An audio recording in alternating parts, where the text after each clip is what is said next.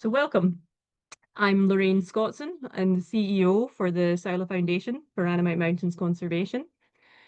For those of you who are new to our audience today, I'm really pleased to have you with us. See people joining from all over the world is really exciting. Um, if you haven't already, please consider signing up to our newsletter to follow our updates going forward. Also pleased to see so many of our incredible supporters with us today. So welcome and welcome back. So for those of you who are regulars to our audience, you'll know that we often talk a lot about the Saola, our flagship species and our flagship program. Today's talk really shifts that focus to our broader geographic scope, the Annamite Mountains bioregion. So while the Saola has captured the imagination of our team, and the imagination of so many people around the world, it was a motivational spark for the birth of our organization in 2020. The vision of the Saola Foundation has always extended far beyond the conservation of the single enigmatic species. So one of the topics of today, one of the main themes, is time, deep, deep time. The Annamite Mountains are among one of the least known places on Earth, and Rob's talk today is going to leave you wondering how on earth such a remarkable place has remained so overlooked. You're about to hear one of the most detailed accounts yet of what makes the Annamite Mountains so exceptional, so irreplaceable. It's a living museum, a biological archive of millions of years of evolution, something akin to a real life Jurassic Park from the Miocene, right here on Earth. Our team has learned so much just from putting this presentation together, and I know that you will too. So by the end of this talk, you're going to have a really clear understanding of why. Why Saola? Why the Annamite Mountains? And you're going to get a world exclusive insight into the core long-term mission of the Saola Foundation as we look ahead together for a future for true impact. We're going to discuss what makes our approach unique. We'll define our niche within the conservation landscape and how we prioritize our actions, taking the full spectrum of biodiversity in the Annamites, how we focus our attention on key species and how we strategize on how to save them. First, we're going to start with a short video to really set the scene, and then we'll move on to the main talk.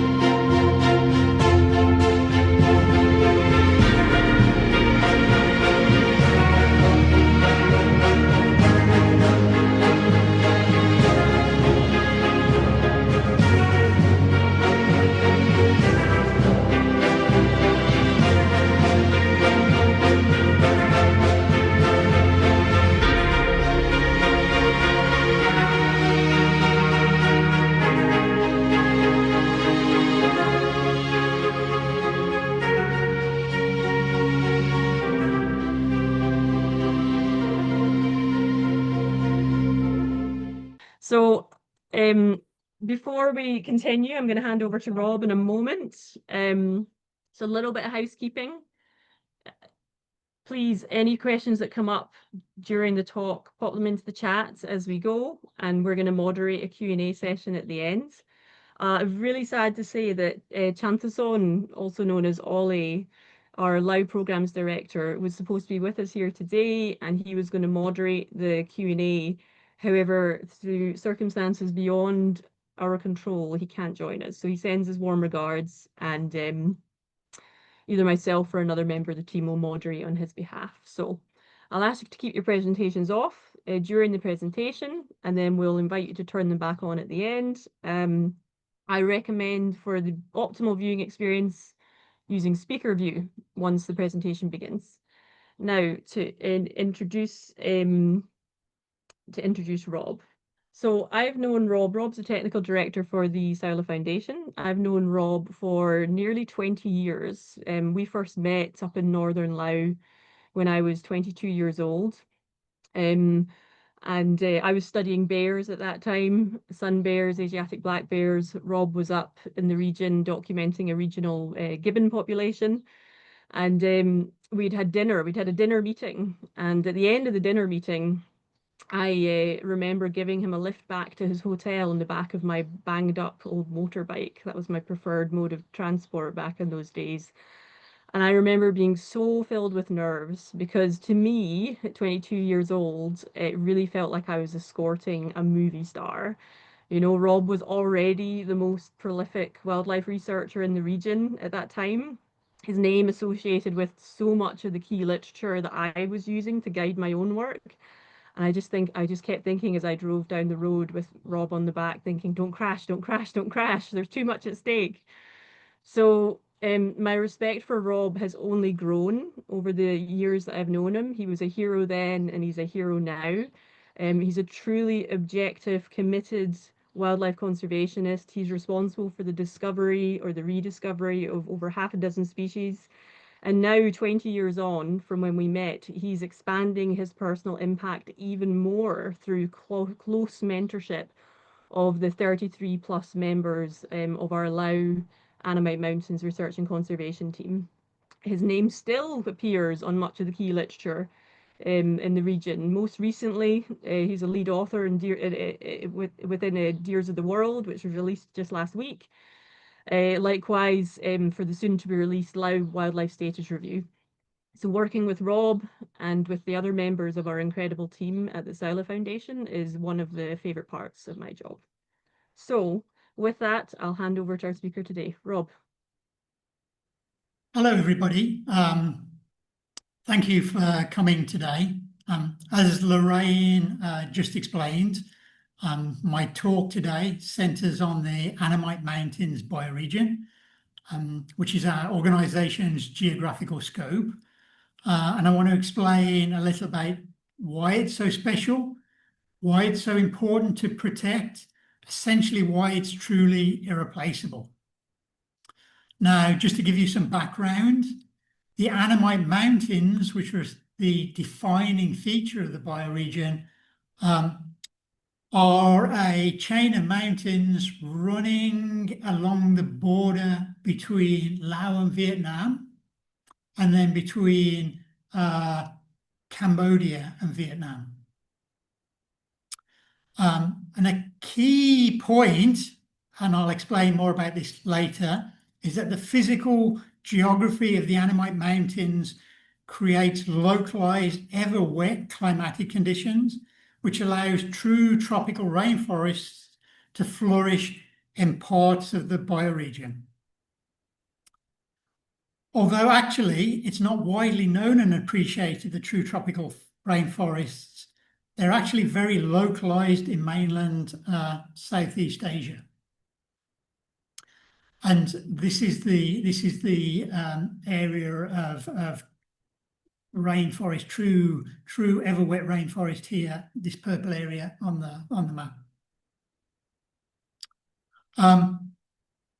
And you can think of this Annamite rainforest as essentially a rainforest island separated from other rainforest areas, such as the closest in the Malay Peninsula, and the broader region, the main region of true tropical rainforest here in the Sundaic region. Now,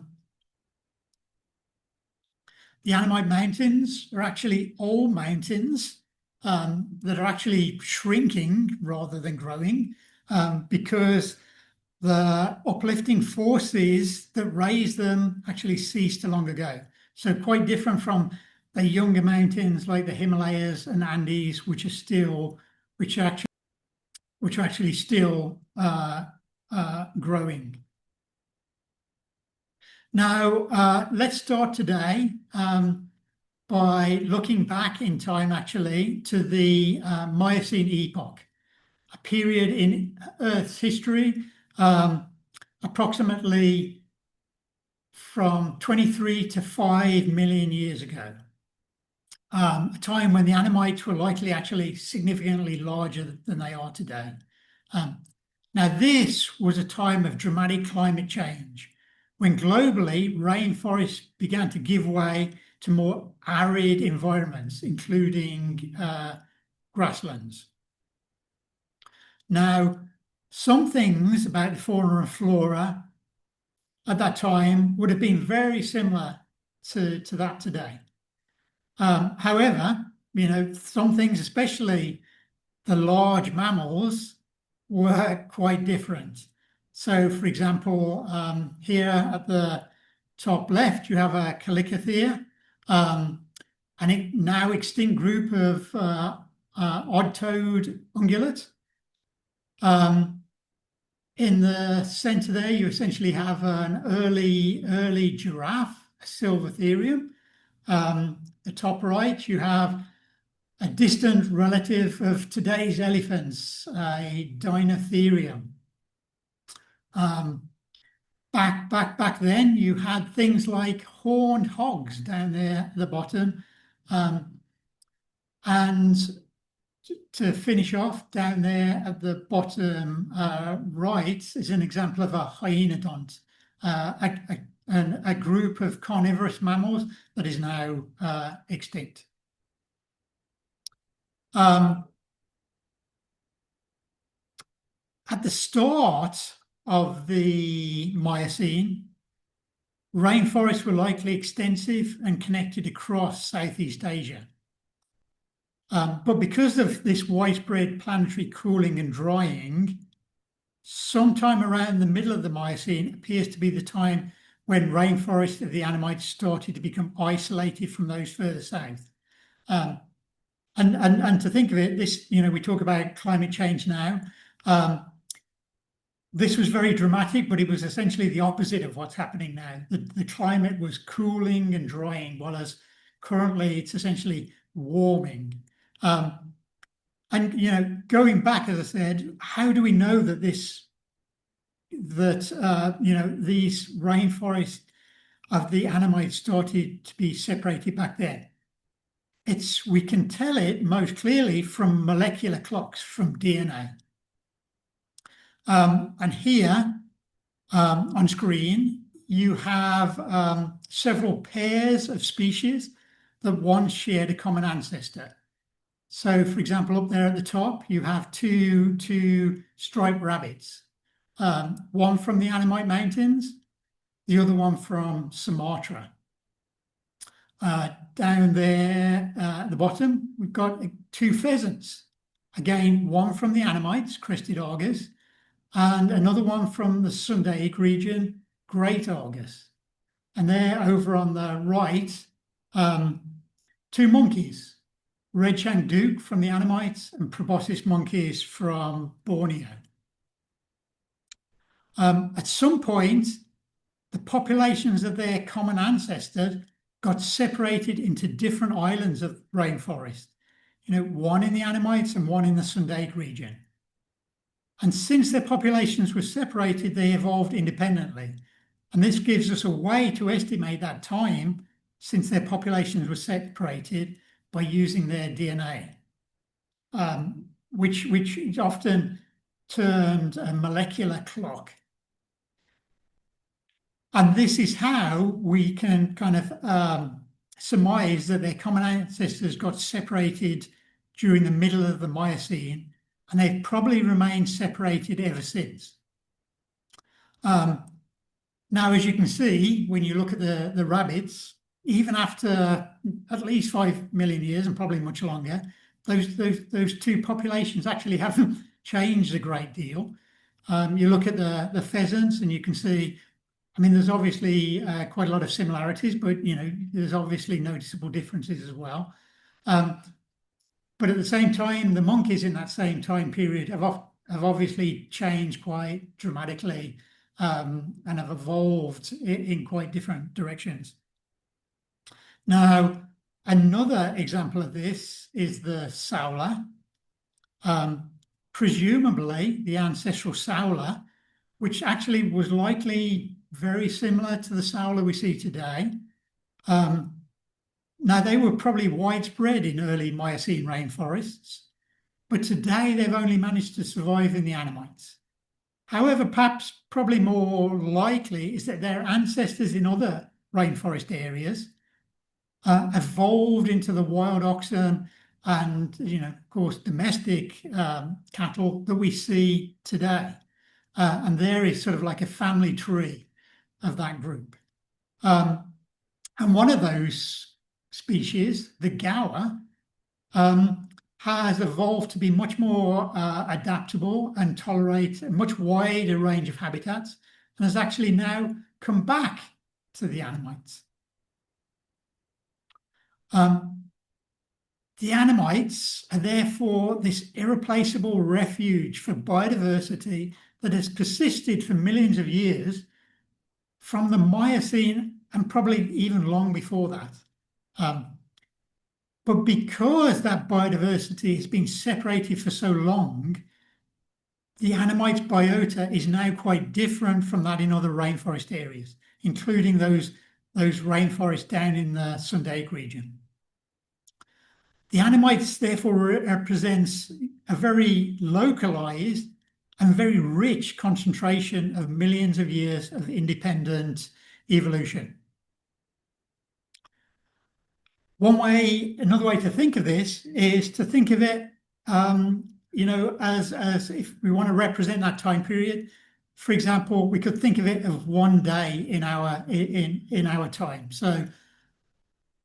So in that way, our day, the middle of the Miocene, approximately 10 million years ago, would start at midnight, the start of our day.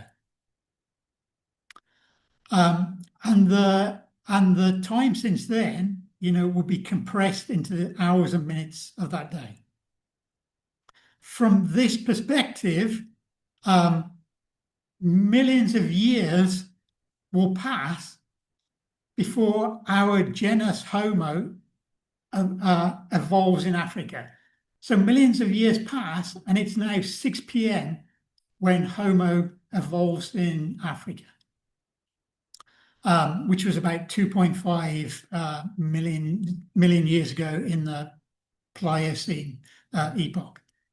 And those Homos, Homo erectus, reached Southeast Asia around 1.8 million years ago, which on our clock is around 7:28 p.m. in the evening.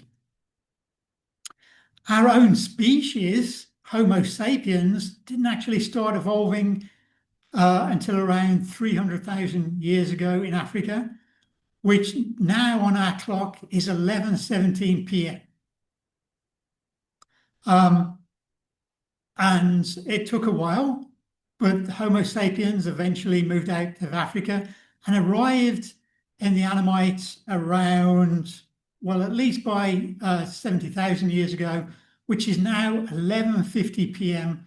on our clock. And actually, some of the earliest evidence of Homo sapiens in Asia actually comes from the edge of the Annamite Mountains bioregion. Now, in that last sort of 5 million years or so, the Annamites are seeing multiple ice ages come and go. And although they were presumably never glaciated, i.e., when you think of ice ages in the northern hemisphere, it's all about glaciers. That wouldn't have been the case down in the Annamites, but almost certainly rainforest extent would have waxed and waned. And this brings us to another phenomenon of evolution in the Annamites. And here you see 3 species of duke, a group of monkeys endemic to the Annamites. Now, these three species had a common ancestor. And this essentially indicates that the rainforest of the Annamite Mountains bioregion has at times in the past been separated into, isolated blocks of rainforest. And this happened, as the rainforest extent contracted. And because of this contraction of rainforest into separated blocks, their ancestor evolved separately into three species. Now, these separated patches of Annamite rainforest allowed separated populations of many species to evolve in different directions. And the way we see those species distributed today suggests that most likely when rainforest was at its minimum extent, there were three main areas. So three sort of islands of rainforest. One of those was in the north, in this sort of northern block of mountains. One of them in the center around this sort of central area of mountains, and the third down in the south. So there, this sort of biogeographical distribution coincides with the physical geography of the Annamite Mountains. And as I mentioned, it's not just the Dukes, but this can be seen in many other groups and many other groups of species. So, for example, the gibbons show a very similar pattern with northern white-cheeked gibbon up in the north, southern white-cheeked gibbon centrally, and yellow-cheeked gibbons down in the south. It's not just mammals; it's actually across many species groups. And here you have the same pattern, but here with laughing thrushes, silver-eared laughing thrush in the northern Annamites, golden-winged laughing thrush in the central Annamites, and collared laughing thrush in those southern Annamites. So the way to think of this is you've probably of the example many of you have perhaps heard about, the Galapagos Islands and sort of evolution on islands where you have populations of species separated on different islands. For example, here you have a Galapagos finch, where on different islands of the Galapagos, finches have different bill shapes, for example. And another example here being the Galapagos giant tortoises, where on the different islands, the tortoises, for example, have different shell shapes. And because of the separation on different islands, their population were allowed to evolve to the different conditions in the different islands. On these different islands, you have different species. Now, this essentially is kind of a second evolutionary layer on top of that refugial old Miocene biodiversity. And this kind of secondary later evolution has added a great deal of additional irreplaceable richness to the Annamites. And so that's how the Annamites got its incredibly distinctive biodiversity. Now let's move back to the topic, that phenomenon of localized, ever wet climatic conditions, which allows true tropical rainforests to flourish. And here you see some rainfall graphs.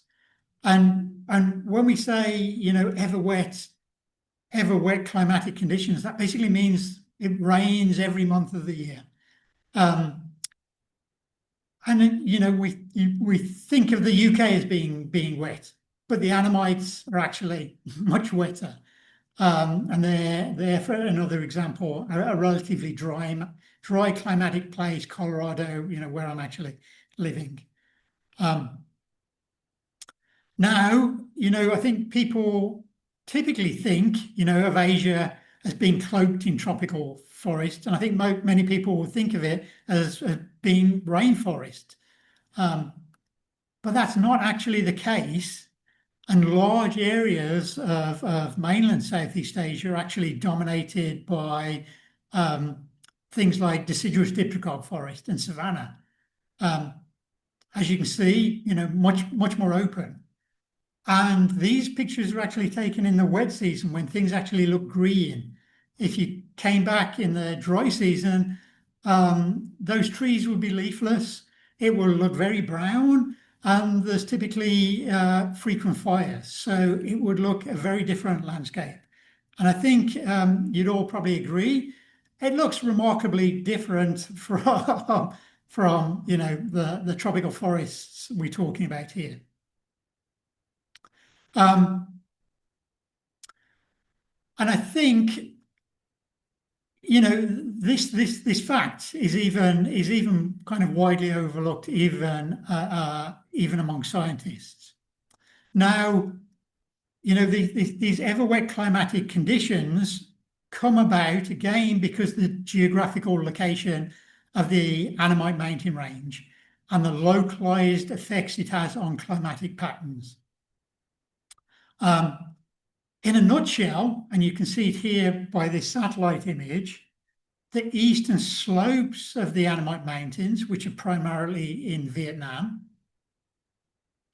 trap moist air coming from the South China Sea. So, basically the part of Vietnam on this satellite image is that area covered by the white clouds. In contrast, the western side of the mountains, which is the area essentially in Laos, Cambodia, Thailand, which, on that satellite image are the sort of green and brown areas, are significantly drier and become generally increasingly drier westwards. And you can see that sort of how that works here in this image here, where you've got the clouds being basically trapped by the mountains. What I find amazing when I think about this is that for that ever wet rainforest biodiversity to have survived since the middle of the Miocene, it basically means that wet climate, that if you think back to that graph, rain every month of the year, that climate must have persisted and been incredibly consistent year after year in certain places for more than 10 million years. How has such an incredible place been overlooked? Everybody knows about the Amazon, the Arctic, the Galapagos Islands. How many people have heard about the Annamite Mountains bioregion? It started to get attention in the late 1990s with a flurry of discoveries of undescribed large mammals and birds. But even to this day, there's still few textbooks, if any, where the Annamites actually feature prominently. And think about how often you hear about the Annamites in popular culture, or see mention of it on the sort of internet social media ecosystem. And yet, to this day, with the right approach, an undescribed species could easily be found, pretty much every day, probably for several years in a row. So I think, part of the reason you're here today is to learn, but hopefully we need people like you to help spread the word, get the message out, get the Annamite Mountains bioregion recognized for the incredible place that it is. Now, the sad thing is, of course, that we're likely losing some of this irreplaceable richness, species, perhaps even as we talk. the bioregion is a small area, essentially sandwiched between some of the biggest booming global economies on the planet. You've got Thailand and Vietnam, and it's on the doorstep of China. The threats to the biodiversity come in many shapes and forms, but they primarily revolve around natural resource exploitation. Hunting and fishing, logging, and other forms of wildlife collection and harvesting, and land conversion for agriculture, hydropower, mining, and various infrastructure. I can't be sure that it is the most impacted area of biodiversity, high biodiversity on the planet, but it certainly must be a high contender for that unfortunate title. And yet, as we've seen, the biodiversity of the Annamites is irreplaceable. It encompasses so many species not found elsewhere on Earth, these endemics, representing millions of years of evolution. And for many of those species, if they go extinct, they'll be gone for eternity. And I want to move now onto another topic that essentially underpins our strategy for conservation of biodiversity in the Annamite Mountains bioregion. It's a concept that isn't widely appreciated, even in the world of conservation, but it has profound implications for the long-term future of the Annamite Mountains bioregion, just as much as it does globally. Now, biodiversity loss is happening all the time, all around us. But most of us only pay attention when it's big and bold. And it's most dramatic when a species goes extinct. And it used to be that extinction was the end, kind of the fundamental example of biodiversity loss from which recovery was impossible. I.e., never again will that species walk the earth. And I think that, and that's still the case for many species, those that disappear without us ever documenting them. Because without documentation, there's no way for them to be recoverable. Yet now with advances in genetics and other technology, it's been theorized, we could bring back species from the dead. I think, many of you probably heard, of stories in the media of sort of that concept. And perhaps, the most likely example would be the woolly mammoth. But even that is far from certain. And importantly, if mammoths are brought back, they aren't likely going to be a true representation of a mammoth, and certainly not representative of the mammoth diversity that was lost. On top of which, think about the cost, which will be astronomical. And this last point, the cost, is what makes it really unlikely that many species could be brought back from the dead. So I'm pretty sure for most species, extinction is still that extinction. So, if we fail to save the Saola, and I very much hope that that will not be the case, perhaps there's a chance it could be brought back from the dead. But again, think about the cost. The cost of saving it now compared to that cost of trying to bring it back from the dead. Together with, Saola has no close living relative to base, a recovery, a de-extinction on. And there's a lot less Saola genetic material available than there is of mammoths. So let's not assume that that's possible. Instead, let's do everything we know to prevent the extinction of Saola and set the stage for saving other species from the same state. At the other end of our spectrum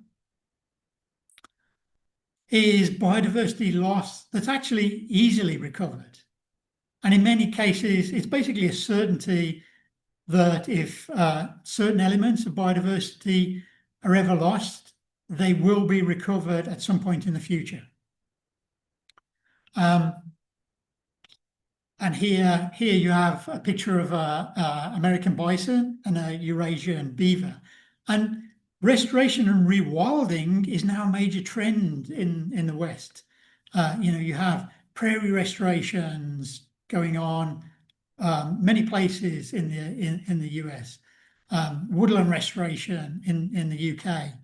And for example, beavers are now coming back to the UK. In other words, restoration and rewilding is recovering biodiversity that was lost in the past. And the reason we can recover this biodiversity, we can do this rewilding, is because those component species, the species that make up a prairie, the species that make up a woodland, never actually went extinct. Beavers, for example, survived in various places in Europe. Small herd of bison was saved from extinction. And now these species are actually proving relatively easy to bring back. Beavers were extirpated from the UK several centuries ago, but it's actually proving to be pretty easy to recover beavers in the UK. And so, of course, there's a spectrum in terms of biodiversity loss and the ability to recover it. And importantly, we can use this spectrum to strategize conservation actions and determine priorities. If it's going to be impossible to recover, we should be doing everything we can to prevent its loss.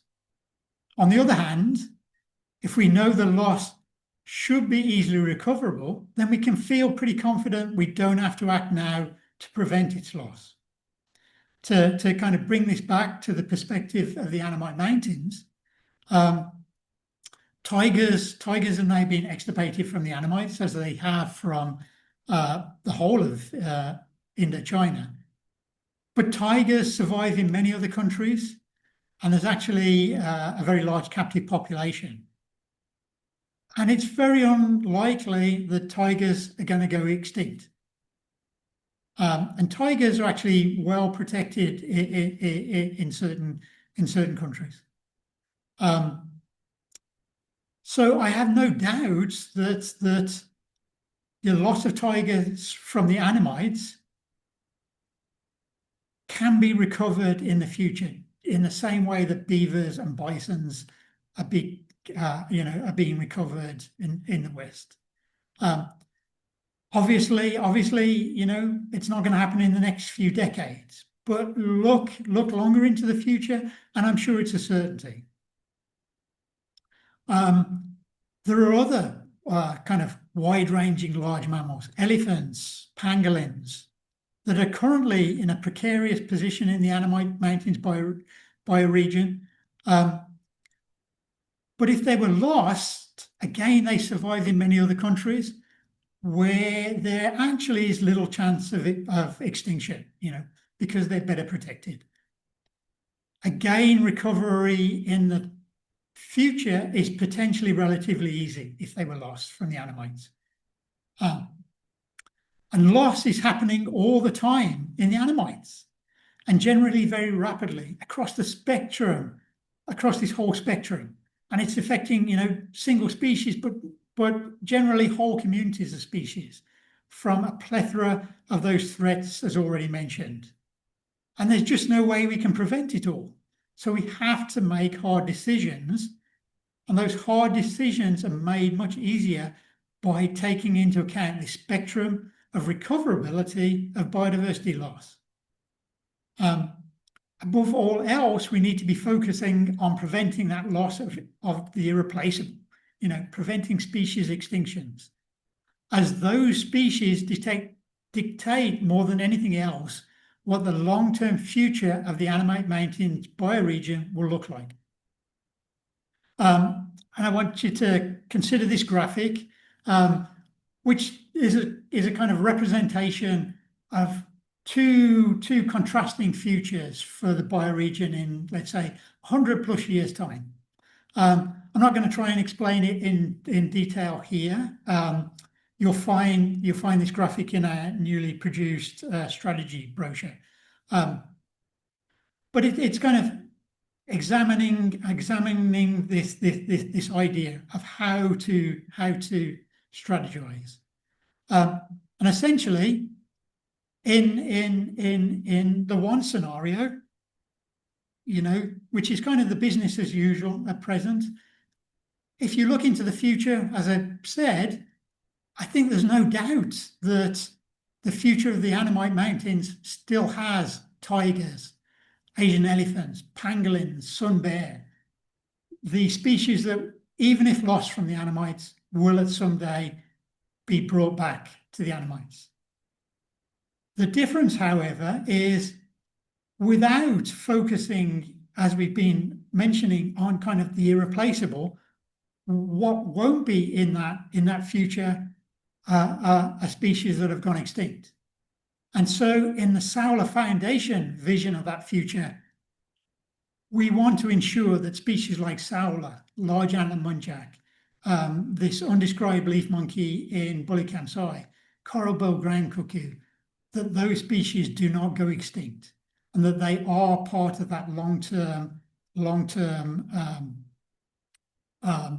future for the Annamite Mountains bioregion. And although I'm not going to actually talk about it today, we do actually have a plan of how to go about that. And you can find out more about that in our newly released strategy brochure, which will be available on the website. As well as, we'll be producing other kind of updates on, how we're going to actually go about doing this. From this long-term perspective, hopefully it's becoming clear what we need to focus on now. Biodiversity that will be impossible or nearly impossible to restore at some point in the future, that irreplaceable biodiversity. And when you think about it in a business, if you're in business, you sort of assess your success by the profits you've made, or if you're doing badly, by your losses. And in conservation, our profit is basically what we've saved. And we can call that our conservation gain, or, gain if we were doing badly, our loss. If you just think about it from a short-term perspective, then preventing any biodiversity loss could be seen as a gain. But when you consider it from a long-term perspective, it's quite different. There's much more conservation gain from saving biodiversity that can't be recovered than using current resources to save biodiversity that could be easily recovered in the future and would likely be recovered in the future. And it's this perspective that sets the stage for the Saola Foundation strategy and how we will measure our success. And although this is somewhat of a relatively novel approach at present, and it kind of sets us apart to some degree, we're actually it's very complementary to what's going on at present in the Annamite Mountains bioregion. Because essentially what we're doing are looking for the gaps in the current conservation implementation that are allowing species to fall through the gaps and actually are threatened with extinction. So we're trying to fill those gaps, to plug those gaps and stop species from going extinct, and therefore, essentially complement what's what's already there on the ground. As hopefully many of you already know, we've actually already started ambitiously with our flagship program to save the Saola. And we've been building and developing this incredible team of Lao conservationists to do it. We aim to push boundaries, be resourceful and innovative. We've already brought DNA testing into the forest, which is quite incredible. We're building the first conservation scent detection dog in the region. Again, a first. And we're working with indigenous animal trackers to integrate science into one of the oldest human activities, animal tracking, to elevate it as a scientific discipline. And we're also, uncovering some of that undocumented, irreplaceable diversity of the Annamite Mountains bioregion, such as the undescribed species of leaf monkey in the limestone karst of Bullicamp site, which hopefully some of you have already heard about. There's so much at stake in the Annamite Mountains bioregion that at times it can seem overwhelming. But hopefully we will not be remembered like the cavemen that hunted mammoths to extinction, or the sailors responsible for the extinction of the dodo, as the generation that let the Saola and other species go extinct, let all of this irreplaceable biodiversity slip through our fingers. Instead, we have this incredible opportunity now to fundamentally change the future outcome for the bioregion and actually influence an outcome that will ripple forwards through time for countless human generations. Just think about it. Think about how that change will ripple forwards. And without exaggeration, it will impact the future for millions of years to come. And hopefully those future generations will look back at us and hopefully thank us for our foresight, our courage, and our generosity. And I want to wrap up now and say thank you so much for being patient and listening. And hopefully you found it very interesting. And hopefully, as I mentioned already, hopefully you will help us spread the message of how important and how incredible the Annamite Mountains bioregion really is. And I'll hand over now back to Lorraine.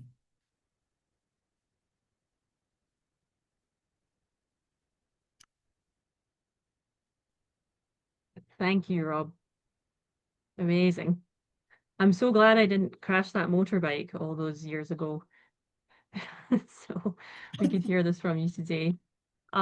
Listen, what I'm going to do, because of our technical difficulties, we've gone over time. So what I'm going to do is I'm going to give my closing remarks, and then we'll do Q&A after that. So if people need to leave, that's absolutely fine. But for those who can stick around, we have a couple of questions in the chat, and we can just keep things open and continue the discussion in that way.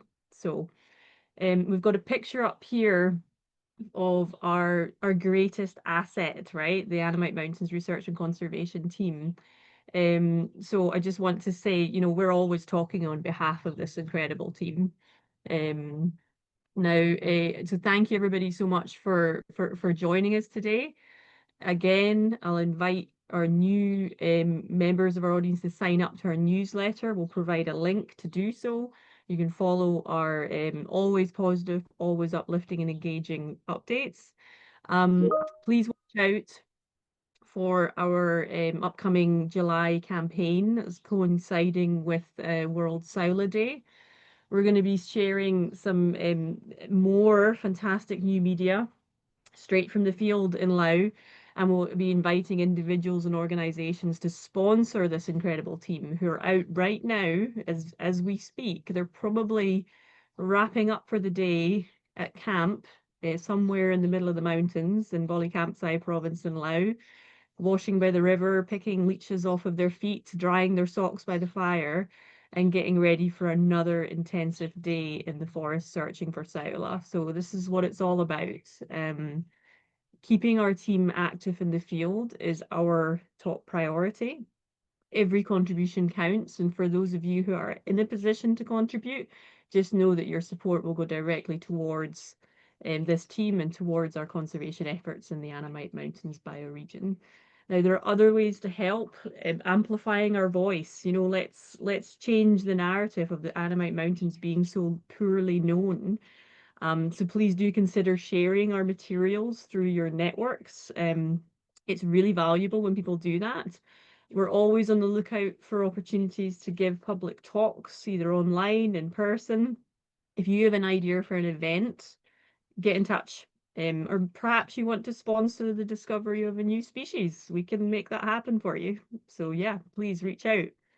I'll just take a moment to note our incredible sponsors in the audience. We have a huge and growing community of donors that make our work possible. Too many to acknowledge here, but you can see those details on our website and in our annual reports, which has been released and available also. I just also want to take a moment to thank the people that are behind the scenes today. Georgie, our newest member of our senior team, she's our fundraising and communications director. Lulu, our executive assistant. Both Georgie and Lulu have worked really hard to help pull this event together. So thank you, Georgie and Lulu. So if you enjoyed this session and you want more, there's plenty more. You can go to our YouTube channel for a whole series of talks, often species focused, so quite different than what you've seen today. And again, you'll find a link in the comments section. So thank you very much. I'll now move on to Q&A. I'm going to moderate it. And if you do need to leave, don't feel rude. We understand, and thank you so much for joining us. I'm going to moderate it as we said, Chanthason Ollie, our Lao Programs Director, he so wanted to be with us today, but he just got pulled away unavoidably, and so be it. So, Rob, can I ask you to stop sharing your screen, please? Yeah, there we go. Lovely. Okay, so let's see. I've got to see what questions we've got here in the chat box. Here we are. So Tony Zola. Tony's asking, how effective have the biodiversity offsets, the no net loss interventions been that are so often required by international financial institutions in protecting biodiversity and the Annamites? So, Rob, yeah, it would be great to hear your thoughts on that. So, how effective so far has these initiatives been at drawing resources from the financial sector into biodiversity conservation in the Annamites? Oh, I mean, a somewhat difficult question, but because it's business and because it's not biodiversity at its root focused on biodiversity, it's maybe a double-edged sword. Some benefits possibly outweighed by the potential negative consequences. Yeah. I mean, you could have a whole series of discussions on the implications of development and biodiversity, and especially offsetting, and how that plays into, or potentially plays into, biodiversity conservation. Thanks. And I guess I'll add to that, if when you find the time to take a look at our strategic plan, there's a whole section, a sort of cornerstone of our approach that looks into trying to develop these prioritization tools, and part of which is metrics, right? How can we um, you know, quantify biodiversity in a way that then would, we hope, allow for investment into easier investment by the financial sector in terms of investing in impact and showing them, being able to measure that impact. So it's certainly something that we're very interested in and see hope for in the future. Right, so let's have a wee look through. I have a comment from Nancy. Whether it's a question or not, on where would they reintroduce woolly mammoths should they be recreated, which I think is a reasonable observation. I don't know if you've got thoughts on that, on the de-extinction, Rob. You've talked a lot about it a lot already. Sorry, so It was a comment, more a slightly cut tongue comment about where on earth would they even reintroduce woolly mammoths were they recreated? I don't know, Siberia, I guess, or well, yes, I don't know. I don't know enough about it, but I mean, there's probably plenty of places to do it. And it would be nice to see woolly mammoths, but I'd prefer to see things, you know, not go extinct before I worry too much about bringing mammoths back. We could be spending our money better than on bringing mammoths back.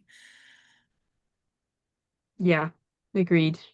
I think a lot of you know, how we feel about the de-extinction avenue is really, in terms of what we're trying to do now to prevent species going extinct. It's where's the line? Where do you draw the line? And Saola just happens to be at the very precipice of extinction. So many other species traveling up behind, and being able to halt that trend of species extinction is so critically urgent. And as Rob made the point, the resources that it would take to really bring back Saola and other species from extinction, I think would be much better spent on preventing extinction in the first place. Right, so we have another question thank you, Anders, for your comments. I really look forward to those questions at any time. So Andrea asks, is there been any recent success with finding the Saola? So yeah, I think it'd be great to hear a little bit, Rob, on for those who are interested, on the developments of the Saola search program. I mean, we haven't yet got a detection, and of course,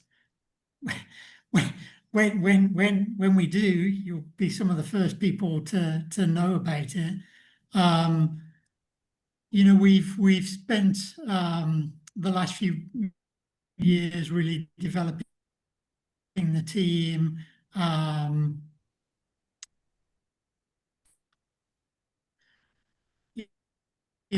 Honing their skill. There's basically no shortcuts to finding Saola. It's going to be a long, hard slog. The team are well underway, as Lorraine says. They're out there right now. I mean, as Lorraine mentioned, it's the evening now, so they're actually back in camp, hopefully in their hammocks, resting for tomorrow's day of searching.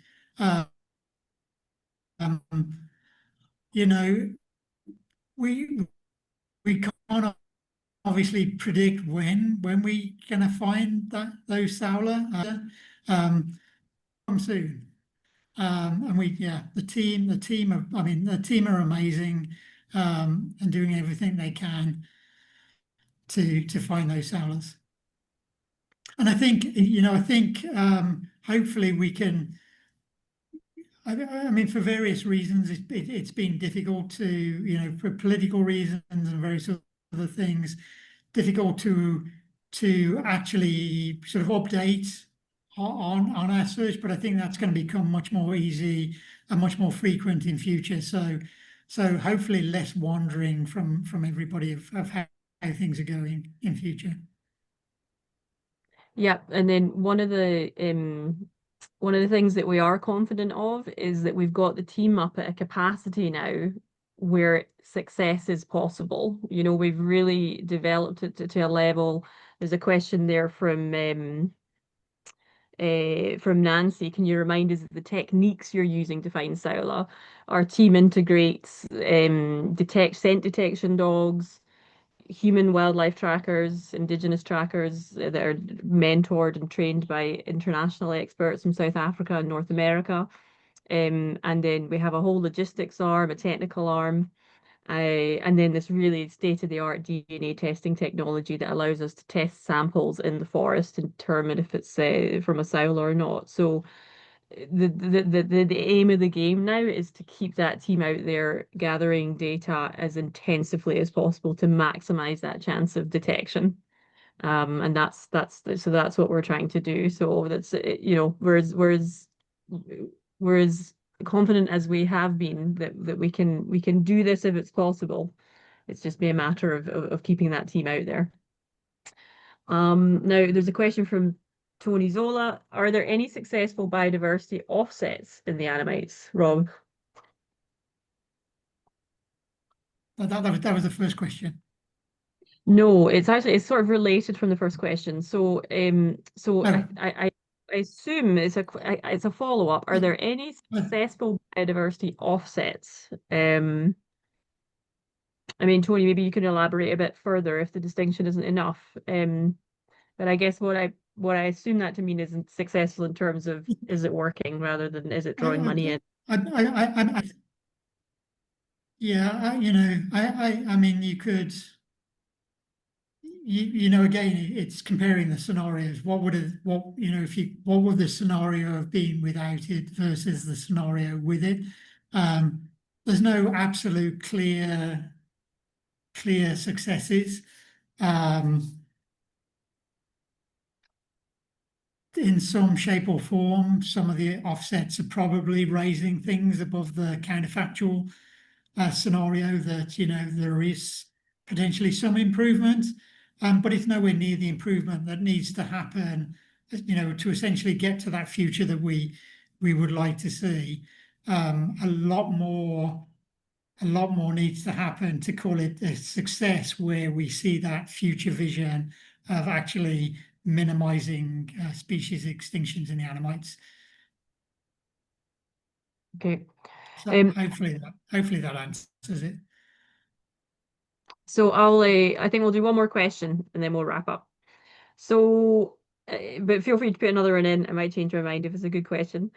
So one more question from Rick Dams. Are you planning to include ex situ breeding projects to save these endangered species?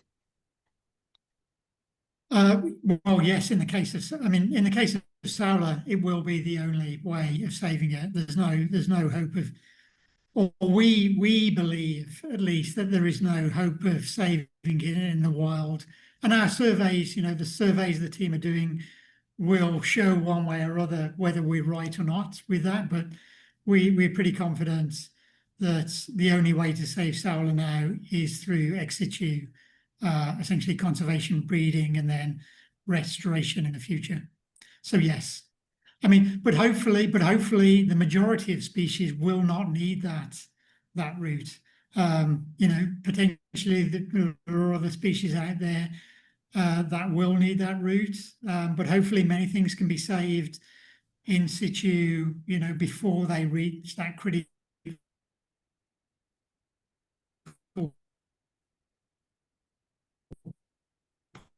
point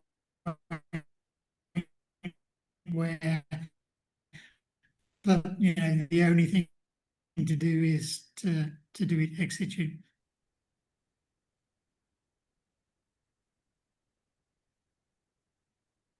Okay, thanks, Rob. And I see are those breeding centres already being built? A quick answer to that is for the Saola Foundation, no is the answer currently.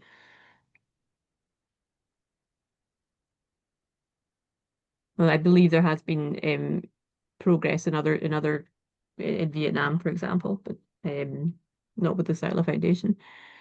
So I think with that, we'll say goodbye. We're going to circulate a thank you note, a watch back link to everybody who registered. So you'll get that. And If you look at the watchback link, we shall cleverly insert a seamless video of the Annamites that didn't work in the first run through. So you will get to see that wonderful video that Lulu produced. Okay.